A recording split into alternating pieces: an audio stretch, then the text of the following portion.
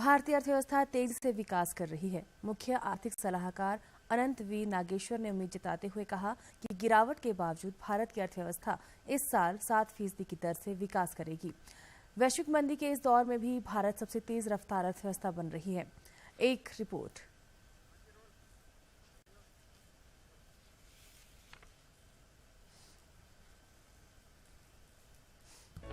अक्टूबर दिसंबर तिमाही में भारत की जीडीपी दर में 4.4% की बढ़ोतरी दर्ज की गई है, जिस पर वित्त मंत्रालय ने अपनी प्रतिक्रिया दी है।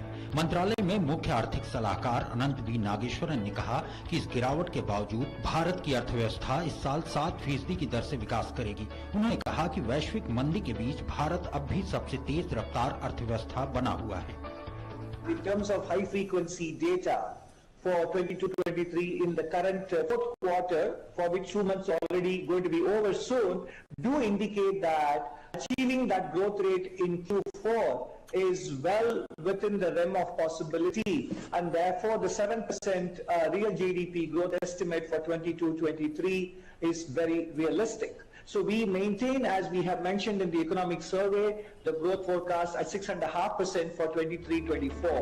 नागेश्वरन ने यह भी कहा कि इस बात के पर्याप्त संकेत हैं कि मैन्युफैक्चरिंग क्षेत्र की स्थिति अच्छी है। इस बीच जनवरी माह के मैन्युफैक्चरिंग पीएमआई के आंकड़े भी जारी किए गए, जिसमें 55.4 का स्तर रहा, जो साल की बेहतरीन शुरुआत कहा जा सकता है। फरवरी माह के जीएसटी के आंकड़े भी काफी उत्साहजनक रहे। बीते साल के मुकाबले फरवरी में 12% ज्यादा जीएसटी कलेक्शन रहा, जो 1.4 लाख करोड़ से भी ज्यादा है। ये लगातार 12वां महीना है जब जीएसटी कलेक्शन 1.4 लाख करोड़ से ज्यादा रहा है। कोयला, कच्चा तेल, प्राकृतिक गैस, रिफाइनरी उत्पाद, उर्वरक, इस्पात, सीमेंट और बिजली में उत्पादन की वृद्धि दर अप्रैल जनवरी अवधि में 7.9% रही। फरवरी में देश में ईंधन की मांग में तेज उछाल देखने को मिला है। पेट्रोल और डीजल की खपत में बढ़ोतरी 2 अंकों में रही है। महंगाई को लेकर भी अर्थव्यवस्था के मोर्चे पर अच्छी खबर है। उस मंत्रालय का मानना है कि थोक महंगाई दर आरबीआई के आरामदायक दायरे में रहने की उम्मीद है।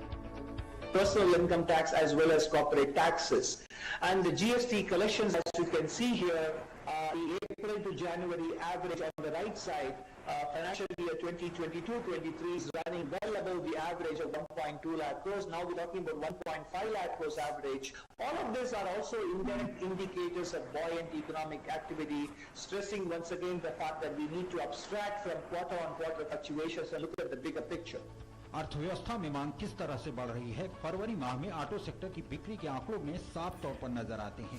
फरवरी में यात्री वाहनों की थोक बिक्री 11% 3.35 लाख इकाई के पार पहुंच गई। इस दौरान यह वाहनों की थोक बिक्री का रिकॉर्ड आंकड़ा है। मारुति सुजुकी इंडिया की घरेलू बाजार में थोक बिक्री 11% बढ़कर 1,55,114 इकाई पहुंच गई। हुंडई की थोक बिक्री 9% बढ़कर 57,851 इकाई पहुंच गई है। टाटा मोटर्स के वाहनों की कुल थोक बिक्री 3% बढ़कर 79,705 इकाई पहुंच गई। कंपनी ने घरेलू बाजार में 78,006 वाहन बेचे हैं। वहीं इस दौरान टोयोटा किर्लोस्कर की थोक बिक्री 75% बढ़कर 15,383 पर पहुंच गई है। महिंद्रा एंड महिंद्रा की बिक्री 8% बढ़कर 58,801 पर पहुंच गई है। किया इंडिया की थोक बिक्री में भी जबरदस्त उछाल आया है। हैवी वाहन निर्माता अशोक लीलैंड ने भी अपनी थोक बिक्री में इजाफा किया है। कंपनी की थोक बिक्री में 32% का उछाल आया है। इस बीच सरकार ने वर्ष 2021-22 के आर्थिक विकास दर को संशोधित करते हुए 8.7% से 9.1% कर दिया है। वित्त मंत्रालय में आर्थिक सलाहकार नागेश्वरन का कहना है कि गांव और शहरों में लगातार सुधरती मांग की वजह से उम्मीद की जा सकती है कि आर्थिक विकास दर आने वाले दिनों में और भी मजबूत रहेगी।